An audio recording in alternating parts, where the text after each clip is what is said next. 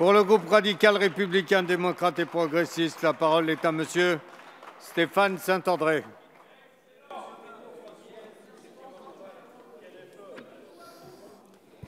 Monsieur le Président, Monsieur le Ministre, Monsieur le rapporteur, chers collègues. L'examen de ce texte n'est pas une surprise puisque le Président de la République et l'ex-Premier ministre avaient publiquement déclaré le 15 novembre dernier leur volonté de prolonger l'état d'urgence jusqu'à l'élection présidentielle, alors que l'intensité de la menace terroriste qui pèse sur notre pays n'a pas décliné, bien au contraire. Sur la base des informations données par le gouvernement, pas moins de 12 tentatives d'attentats ont été déjouées depuis l'attentat de Nice, qui avait motivé la 4e prolongation de l'état d'urgence avec le vote de la loi du 21 juillet 2016 qui prolongeait ce régime d'exception jusqu'au 20 janvier à minuit. La démission du gouvernement est venue accélérer le processus législatif puisque l'examen du projet de loi était initialement prévu le 21 décembre alors que l'état d'urgence devenait caduc à l'issue d'un délai de 15 jours francs suivant la démission du gouvernement, conformément à l'article 4 de la loi de 1955, c'est-à-dire précisément ce 21 décembre, date à laquelle, si aucune loi n'était promulguée, l'ensemble des mesures administratives propres à l'état d'urgence tombaient.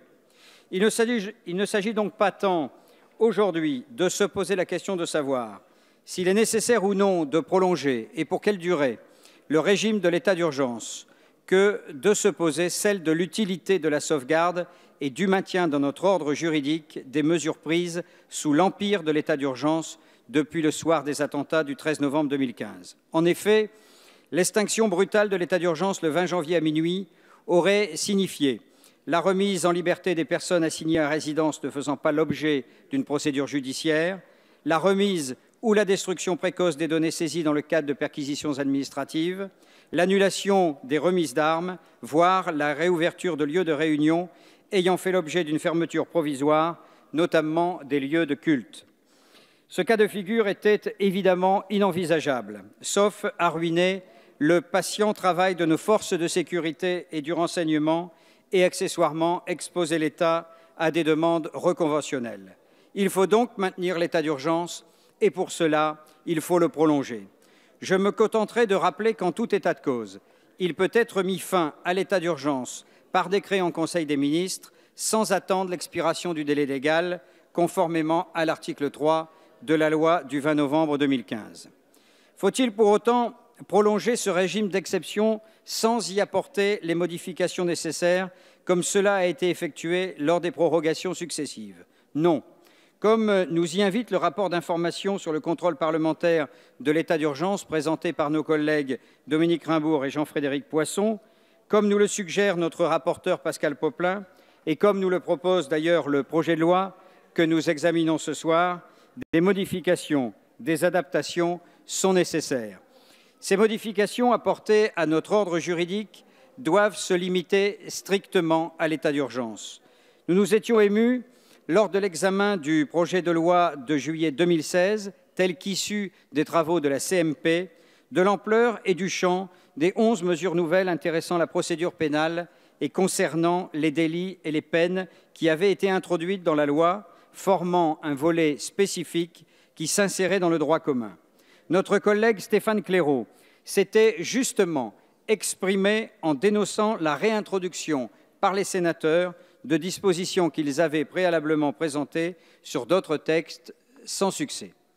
Nous sommes en tout point d'accord avec la préconisation du rapport d'information de la Commission des lois. S'il est utile qu'une loi de prolongation de l'état d'urgence puisse, outre la prolongation stricto sensu, prévoir des aménagements indispensables de la loi du 3 avril 1955, il n'est pas souhaitable qu'un véhicule législatif aussi particulier soit utilisé pour insérer des dispositions de droit commun, notamment lorsqu'elles intéressent des délits et des peines. Gageons que, cette fois-ci, les membres de la Haute Assemblée sauront se montrer plus raisonnables qu'il y a 5 mois. La principale modification proposée consiste à instaurer une durée maximale d'assignation à résidence. Cette solution était justement et logiquement préconisée par le rapport d'information de nos collègues Raimbourg et Poisson. Pourquoi logiquement? en raison de ce que je disais un peu plus tôt. Il faut maintenir l'état d'urgence pour que les mesures administratives prises sous son empire ne tombent pas. Mais comme ces mesures, en particulier les assignations à résidence, peuvent attenter à l'exercice de libertés individuelles, l'administration doit agir avec célérité et ne pas gérer ces situations au fil de l'eau, ce que le rapport Raimbourg-Poisson appelle une forme d'activité à bas bruit.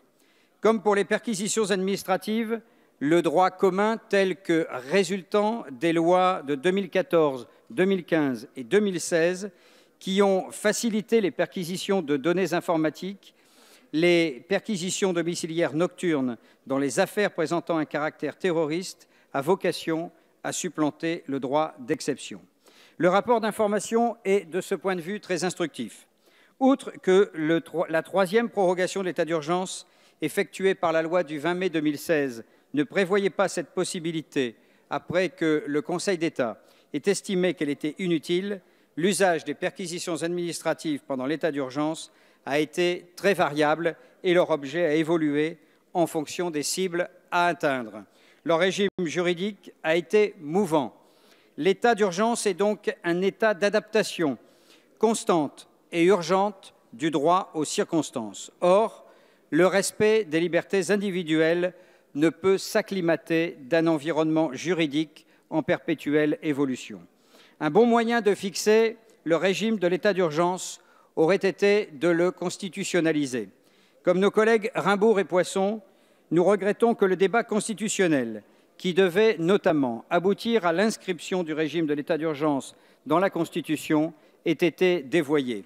Dans son rapport sur le projet de loi prorogeant pour la première fois l'état d'urgence, le sénateur Philippe Bas estimait qu'une révision constitutionnelle était sur ce point justifiée d'un point de vue formel, mais était discutable sur le plan juridique, car les dispositions de la loi de 1955 avaient déjà été validées par le Conseil constitutionnel et que les conditions de la mise en œuvre du régime de l'état d'urgence avaient été précisées par la jurisprudence du Conseil d'État.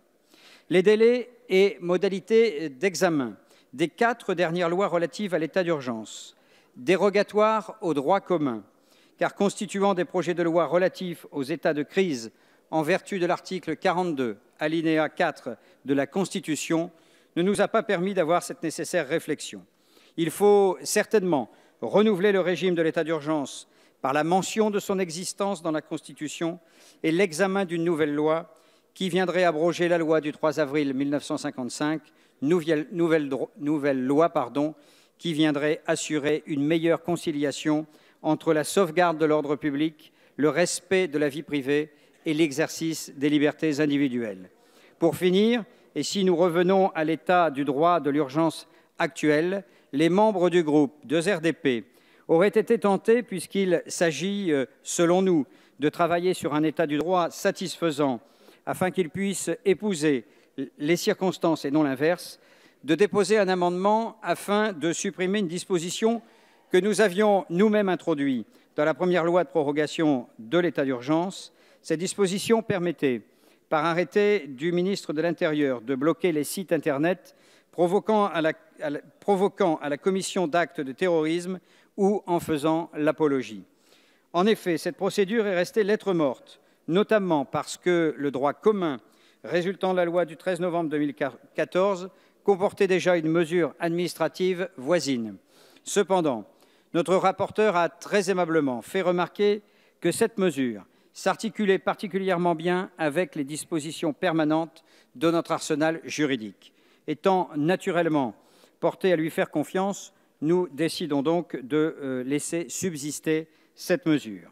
Au terme d'un état d'exception qui, au 15 juillet 2017, aura duré 20 mois, la représentation nationale devra faire l'examen de ce régime d'exception.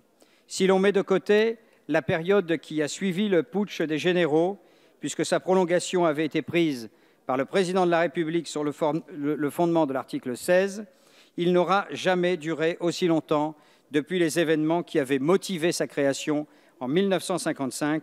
Il avait été alors appliqué du 4 avril au 1er décembre. Nous souhaitons que cette prorogation soit la dernière. Nous ne voulons pas fragiliser la lutte contre le terrorisme. Nous ne sommes pas persuadés que l'état de droit inclut le régime de l'état d'urgence, car si les circonstances qui en motivent l'application deviennent habituelles, l'exception doit s'effacer devant la règle. Nous voterons cependant, néanmoins, la 5e prorogation de l'état d'urgence. Merci, monsieur.